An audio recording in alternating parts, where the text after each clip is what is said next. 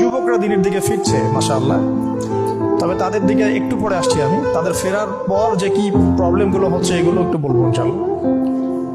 ফেরার পর অনেকে মনে হচ্ছে ফেরার আগেই ভালো ছিল, কমসে কম ফেরার আগে ইসলাম নিয়ে এত মানে মত পার্থক্য, এত ভেজাল, হ্যাঁ, এত রকম কথাবার্তা, যাবো কোথায়, করবো কি, এটা চিন্তা করতে করতে মনে হচ্ছে আগেই ভালো ছিলাম রে ভাই।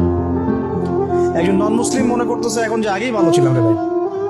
ইসলাম কবুল করার পরে এখন তো দেখি যে 10 জন 10 কথা বলে, 10 জন 10 মতো চলে, এক একজনের সাথে শত্রুতা পোষণ করছে। প্রথমে বুঝতে পারে না, আস্তে আস্তে আস্তে আস্তে যখন ভিতরে যায় তখন বোঝে যে বাপরে বাপ, অবস্থা তো ক্রিটিক্যাল।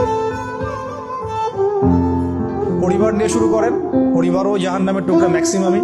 ম্যাক্সিমাম পরিবারের মূল উদ্দেশ্য এখন একটা বাড়ি করা, একটা চাকরি, একটা সুন্দরী মেয়ে বিয়ে করা, আর মেয়েরও টার্গেট থাকে একটা টাকা